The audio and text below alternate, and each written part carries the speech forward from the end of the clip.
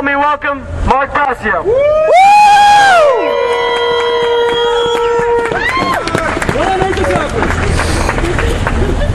We are assembled here today in good conscience for the purpose of delivering a message to the owners and directors of this privately held, completely corrupt, morally bankrupt, tyrannical institution known as the Federal Reserve System.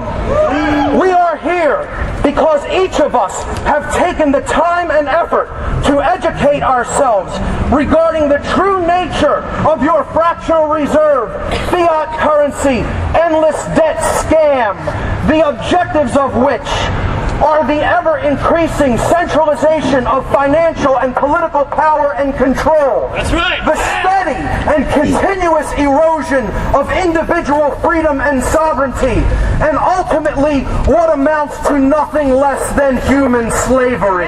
We, the truly patriotic and concerned citizens of this nation, have made ourselves aware of how this financial and moral treachery was originally conceived, how it works, and how it has been ruthlessly perpetuated throughout the last century and into the first decade of this one. Our message for you today is simply this: your days of defrauding the American people and the people of the world are numbered!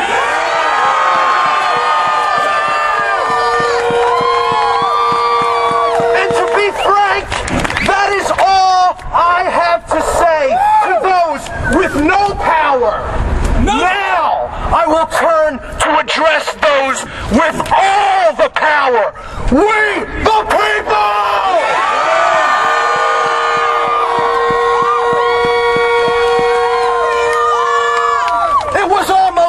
236 years ago, when some of the most courageous pioneers and founders of this country gathered together at Boston Harbor to take decisive action against the financial and political tyranny of their times, set against them by another tyrannical institution, the British Crown.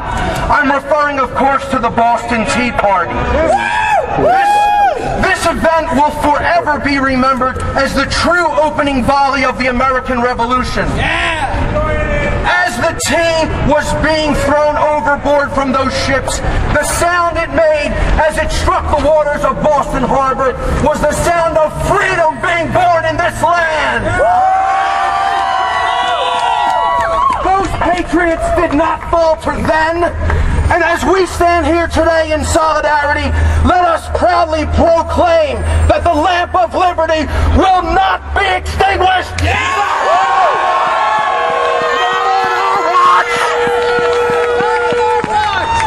So once again today, we gather together to hold a tea party. But this is a tea party of a different kind. This is a celebration of thought, emotion, and action. These three vehicles are the key to effecting whatever change we, the people, desire to bring into manifestation. If we bring our thoughts, emotions, and actions into alignment and harmony, there is nothing we cannot achieve. The truth is that the only power these corrupt financial elitists who own and run the Federal Reserve have is the power that we voluntarily give to them. Indeed, this is the same way that everything that we ever experience as evil is perpetuated in this world. Through failure in thought, which is ignorance, through failure in emotion, which is apathy, and through failure in right action, which is cowardice.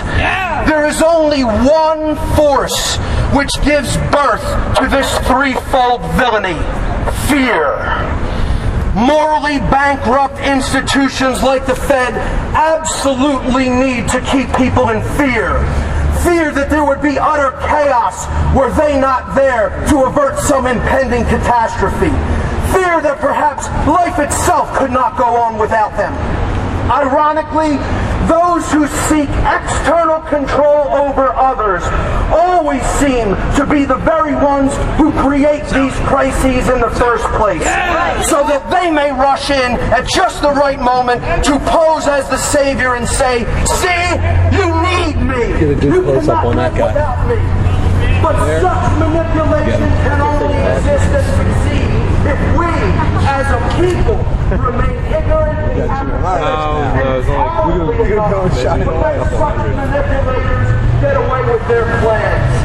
Unfortunately, there are so many of us all over the world who are willing to give our power away to corrupt institutions such as the Fed for a bigger paycheck, a nicer house, a better car, a career promotion, or any other self-centered, ego-driven motive you could possibly imagine. Many others simply remain in fear of stepping outside of the bounds of comfort, refusing to speak the truth of what our once great nation has become, a society based on domination, an empire of coercion. The game of controlling an entire society hinges upon one thing only: that we allow our thoughts and emotions to be manipulated such that we end up living in perpetual fear. Once fear sets in, we willingly hand over our personal responsibility to the least among us, those who seek power and control, and whose true motivations have nothing whatsoever to do with the greater good of the people. Keep in mind that corruption and evil have no power over us that we have not voluntarily conceded. If we choose manipulation, fear, and control over truth, love, and freedom, we may be choosing a painful lesson indeed. But the choice is up to us. Love me or leave me alone. When we stop allowing ourselves to be manipulated through our fears, our base instincts, and our selfish desires, and when we take back the enormous creative power of our thoughts, emotions, and actions, we are choosing the power of love. And when we do this as a people, the whole system of tyranny that has been built up around us through institutions like the Federal Reserve will come tumbling down faster than any of us can imagine. The gathering here today of intelligent, concerned, and courageous citizens is proof that true, positive change is in fact occurring. More and more of us are coming to the realization that we, as a people, have collectively created this situation in which we seem to be trapped. But the good news is that we alone have all the power to unmake what we have made, and in its place build something new, something wonderful, and something uplifting for humankind. The statesman Victor Hugo once said that nothing is more powerful than an idea whose time has come. And the movement to end the Fed is one of those ideas, and it cannot be held back. It cannot be denied, and its time is coming very, very soon. Finally, in closing, the ultimate lesson we may be learning from this whole thing is that money is not what carries any real value. Real value comes from that which we ourselves create in our lives. It comes through educating each other and advancing our understanding of truth. It comes through realizing that we are all sovereign, sacred beings on a journey of experience. It comes through caring enough to take personal responsibility, to respect the gift of sovereignty in all others, and to be willing to defend it for all should it come under threat.